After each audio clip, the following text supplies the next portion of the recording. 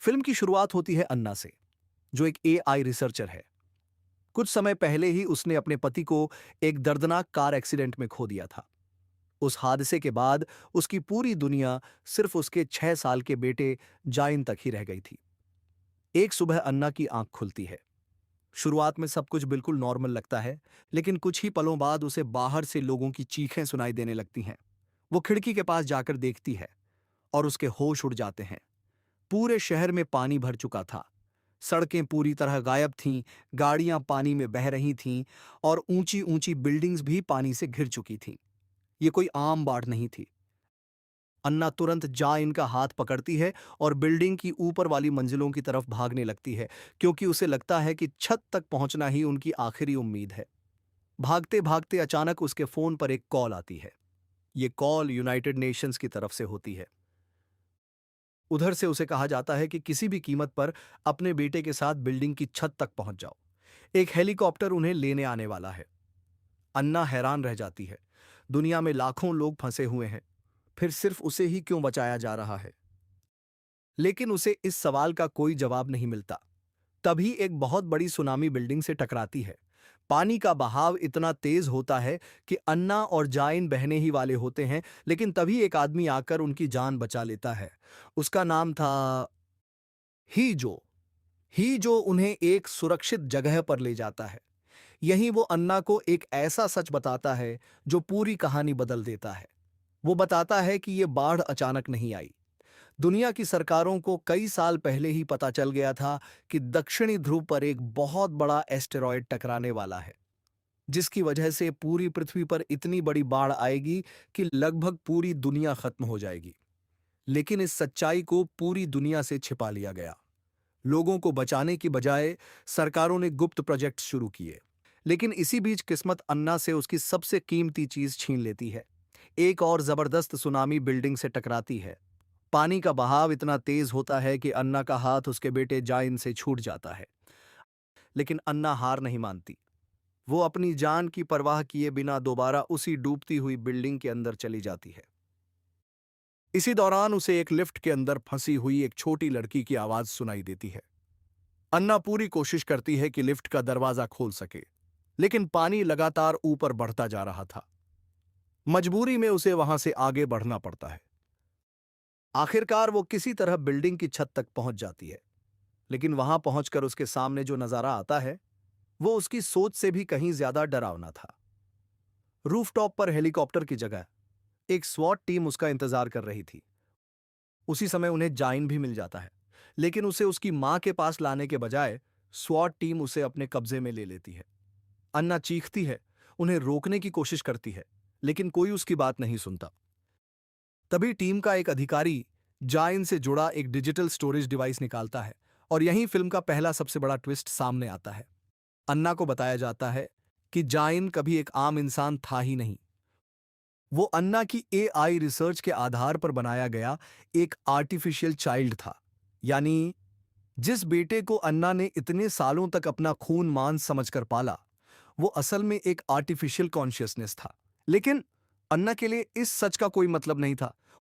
उसके लिए जाइन हमेशा उसका बेटा था और हमेशा रहेगा। इसके बाद स्वॉट टीम का कमांडर एक और चौंकाने वाला फैसला सुनाता है। वो कहता है, हम सिर्फ अन्ना और जाइन की कॉन्शियसनेस को सुरक्षित ले जाएंगे। यहां मौजूद बाकी सभी लोगों को यहीं छोड़ दिया जाएगा। ही जो इस फैसले का विरोध करता है, लेकिन स्वॉट टीम बिना एक पल सोचे उसे गोली मार देती है। अन्ना अपनी आंखों के सामने हीजो को गिरते हुए देखती है। वो कुछ भी नहीं कर पाती और उसे जबरदस्ती एक रॉकेट में बैठा दिया जाता है, जो स्पेस स्टेशन की तरफ रवाना हो जाता है।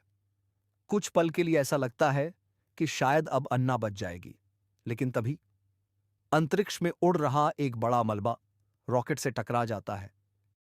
एक जोरदार धमाका होता है और देखते ही देखते सब कुछ अंधेरे में बदल जाता है। अन्ना अचानक अपनी आंखें खोलती है, लेकिन सबसे हैरानी की बात यह थी कि वो फिर से अपने उसी अपार्टमेंट में थी जहां से ये पूरी कहानी शुरू हुई थी। शुरुआत में उसे लगता है कि शायद वो बच गई है, लेकिन कुछ ही सेकंड बाद उसे एहसास होता है कि बाहर फिर वही बाढ़ है, वही चीखें हैं और सब कुछ बिल्कुल पहले जैसा हो रहा है।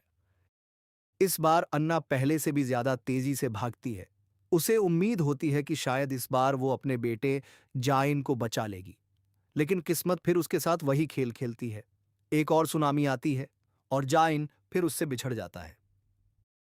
भागते हुए अन्ना की टक्कर पानी में बह रही एक कार से हो जाती है और वो बेहोश हो जाती है। जब उसे होश आता है तो इस बार ही जो जिंदा होता है।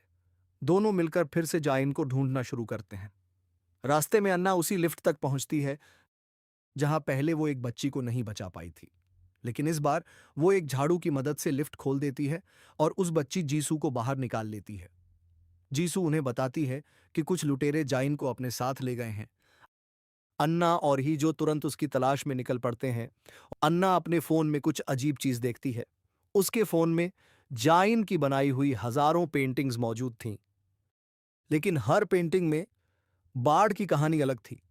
कहीं अन्ना मर चुकी थी, कहीं हीजो और कहीं जाइन। इन तस्वीरों को देखकर अन्ना को एहसास होने लगता है कि शायद यह सब पहले भी कई बार हो चुका है। उसे लगने लगता है कि वो किसी टाइम लूप में फंस गई है। इसीलिए जब स्वॉट टीम दोबारा सामने आती है तो अन्ना पहले से ही जानती होती है कि आगे क्या होने वाला है। वो ही जो को चेतावनी देती है कि अगर वो उनके सामने गया तो उसकी मौत हो जाएगी, लेकिन हालात फिर भी उसी दिशा में बढ़ते हैं। अन्ना, हीजो और जा इन तीनों किसी तरह बिल्डिंग की छत तक पहुंच जाते हैं। ऐसा लगता है कि इस बार शायद सब बदल जाएगा, लेकिन तभी एक आखिरी और पहले से भी ज्यादा बड़ी सुनामी पूरी बिल्डिंग को अपनी चपेट में ले लेती है। तीनों उस लहर में बह जाते हैं और यहीं फिल्म का सबसे बड़ा सच सामने आता है। असल में ये बार बार होने वाली सारी घटनाएं असल दुनिया में कभी हुई ही नहीं थीं। हकीकत सिर्फ पहली टाइमलाइन थी। जब रॉकेट पर मलबा गिरा था तब अन्ना बुरी तरह घायल हो गई थी। उसी समय उसे एक दूसरे स्पेसक्राफ्ट से बचा लिया गया, अपनी आखिरी इच्छा के रूप में। अन्ना ने अपना दिमाग एक एआई सिस्टम में ट्रांसफर करने की अनुमति दी। इसके बाद उसकी आखिरी 1 घंटे की यादों पर हजारों अलग अलग सिमुलेशन चलाए गए। हर बार उसे अपने बेटे से बिछड़ने का दर्द महसूस कराया गया। हर बार उसे अलग अलग फैसले लेने का मौका दिया गया। इसका मकसद था आर्टिफिशियल इंटेलिजेंस को इंसानों की भावनाएं सिखाना।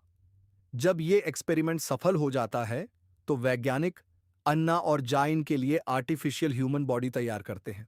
फिर दोनों की कॉन्शियसनेस उन नई बॉडीज में ट्रांसफर कर दी जाती है। फिल्म के आखिरी सीन में अन्ना और जाइन एक साथ नई जिंदगी शुरू करने के लिए दोबारा पृथ्वी की ओर रवाना हो जाते हैं।